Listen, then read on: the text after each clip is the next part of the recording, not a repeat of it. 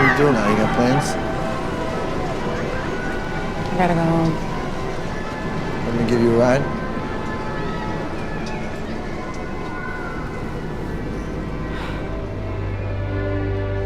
First of all, your film is very, very intriguing. And part of that is due, I think, to the structure of the film.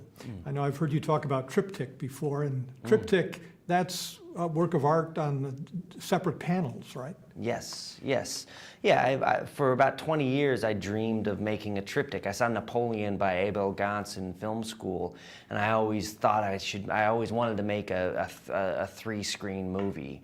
I didn't know, I had that melody, I didn't have a song to sing though. And finally when in 2007 my wife was pregnant with our second son, and I came up with this idea about legacy. I was thinking a lot about all the things I was going to pass on to my children, and I thought that that would work perfectly in that structure of that three-act structure, the kind of baton pass between generations.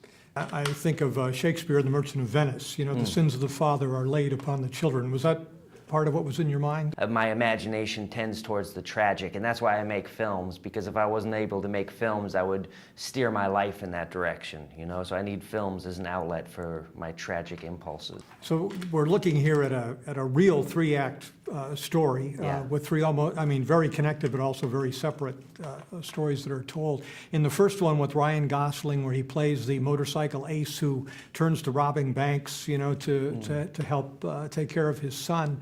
I know there's a story there about you coming up with that idea, but also I think Ryan had his own daydreams. Yeah.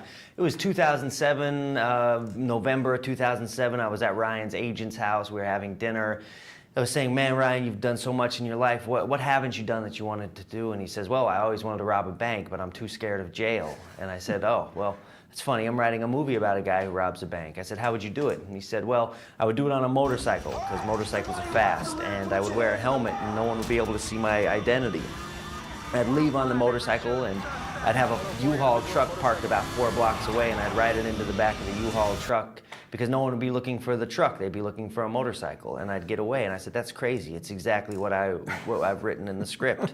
And he said, no way. And I said, yeah, I'd like to make your dreams come true. And he said, great. And I said, and you won't even have to go to jail. I mean, except for like that, the 5 hours we'll put you in the cell in the movie. That was one of the times when I knew that that we were kind of destined to make some films together. We had the same, we aspired to similar things. Right.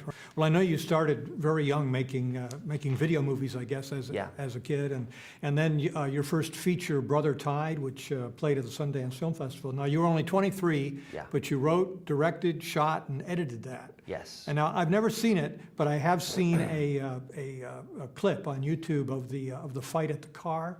Oh, yeah. And amazing editing you've done there. Yeah. In fact, it reminded me a little bit of Psycho, the shower scene. Yeah, back in the day when I made Brother Tide, it was in the American independent film movement was all about Clerks and the Brothers McMullen, and I really felt like I wanted to make something that was more cinematic.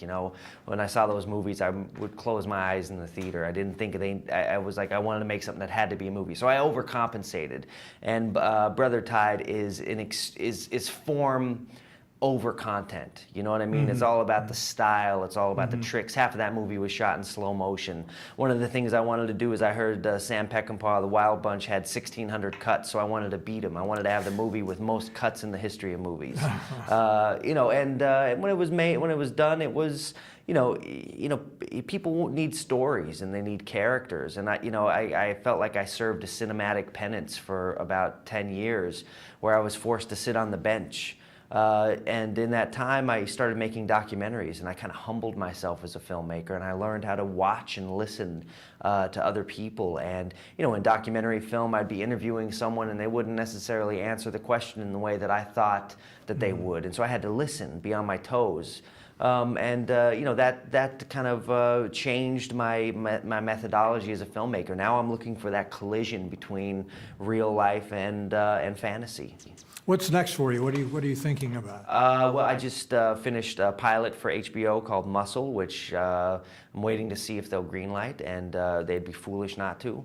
And it's about bodybuilders. It's about a guy like me who, and the reason I'm doing it for TV is because, you know, over 5 seasons we could watch a guy, you know, get big. Oh yeah. You know, something I could never do in a movie. You know, a 33-day schedule doesn't let a guy put on 90 pounds of muscle. But 5 years definitely would.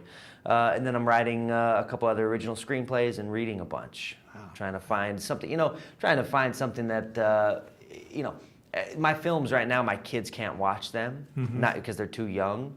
But someday when they're of age, I'll be proud to show my kids my films, you know.